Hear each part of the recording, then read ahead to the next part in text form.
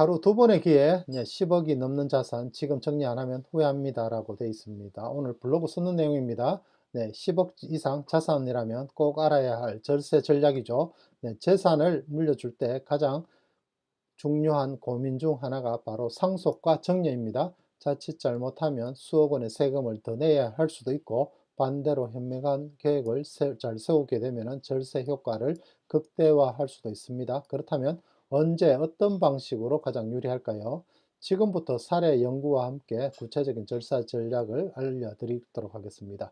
자, 핵심 요약이죠. 정려 후 10년 이내 사망 시 정려 재산도 상속세 과세 대상에 포함이 된다는 겁니다. 자, 자산 규모별 전략입니다. 10억 이상 정려 후 상속이 유리하죠. 10억 이하는 상속으로 한 번에 물려받는 것이 유리하다고 합니다. 자산 가치 상승 예상 시 정려 시점의 평가액으로 세금이 계산되므로 절세 효과가 크다고 합니다. 요거 정려 시점, 그 시점으로 평가액이 세금으로 계산되니까 절세 효과가 크다는 거. 자, 결론은 정려 시점이 빠를수록 자산 가치가 오를수록 절세 효과가 커진다는 거. 특히 상속세는 누진세율 50% 적용됨으로써 미리 정려를 고려하는 것이 중요합니다. 상속세와 정려세 왜 차이가 날까요? 상속세 과세 기준, 정려 후에 10년 내 사망할 경우 정려 재산을 정려 당시 가액으로 상속 재산에 합산하게 되죠. 예를 들면 부동산 2억을 정리했지만 10년 후 가치가 5억 원으로 상승했답니다.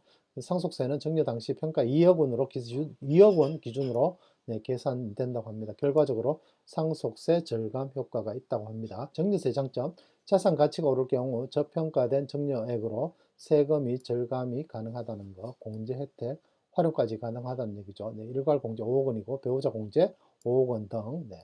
자, 상속세 단점, 누진세 적용, 누진세율 적용이 된다는, 재산이 많을수록 최대 50%까지 세율이 상승하게 된다는 겁니다. 갑작스런 사망 시 사전 정리 없이 상속만 진행하면 막대한 세금 부담이 발생하게 된다는 거. 자, 절세를 위한 전문가 조언이 되겠죠. 가치를 오를 자산은 정려를 먼저 하시는 겁니다. 가치가 오를 자산은 정려를 먼저 하라는 얘기죠. 부동산 주식 등은 시간이 지날수록 가격이 상승이 되는 자산은 미리 정려를 한다는 얘기입니다. 자, 저가 자산은 상속이 유리하죠. 현금, 예금 등 이런 거는 공제 혜택을 활용해서 상속을 진행하면 된다고 합니다. 자, 10년 규정 주의를 하시고 건강 상태 고려해서 정려 시점을 신중히 조절하시면 될 것 같습니다. 갑작스러운 사망 시 정려 재산이 상속세에 포함될 위험도 있다는 거. 자, 그래서 자주 묻는 질문, 정려 세율은 어떻게 되나요? 세율 구조, 1억 원 이하는 10%, 1억에서 5억 원 20%, 5억 원 초과를 하면은 30%. 그래서 상속세 공제 항목은 있나요? 라고 질문하셨네요. 상속세 절감에 도움이 되는 공제 항목, 일괄 5억 원 등등등 있습니다. 요거 블로그를 참고하시기 바라겠습니다. 결론은 나에게 맞는 절세 전략은 10억 원 이상 고액 자산가라면, 정백 자산가라면 정려 후에 상속 전략이 유리하고, 소규모 자산 보유자라면 상속 공제 혜택 활용하는 게 유리합니다. 가족 상황에 맞게 건강 상태에 따라 정려 시점을 조절할 필요가 있다는 겁니다. 자, 가장 중요한 것은 세무사와 상담 후 맞춤형 전략을 세우는 거죠.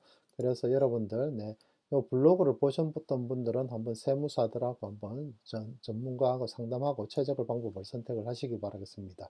자, 이 글이 유용했다면 공유하고 의견을 남겨주시기 바라겠습니다. 더 많은 절세 꿀팁이 궁금하다면 구독과 댓글을 환영합니다.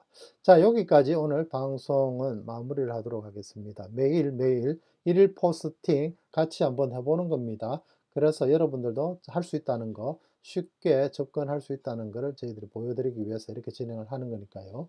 자, 그리고 어떤 주제를 저도 매일매일 찾습니다. 어떤 주제를 할지, 어떤 주제가 또 좋을지. 그리고 나서 이 주제를 가지고 한 며칠 지나면은 통계가 이제 잡히니까요. 유입이 잡히니까 유입이 얼마나 되는지 그런 내용들 가지고 한번 또 한번 방문 통계 있죠. 방문 통계를 가지고 한번 어떻게 유입이 됐는지, 어떤 키워드로 하는지 이런 거는 저희들이 한번 같이 해보는 것도 괜찮을 것 같습니다.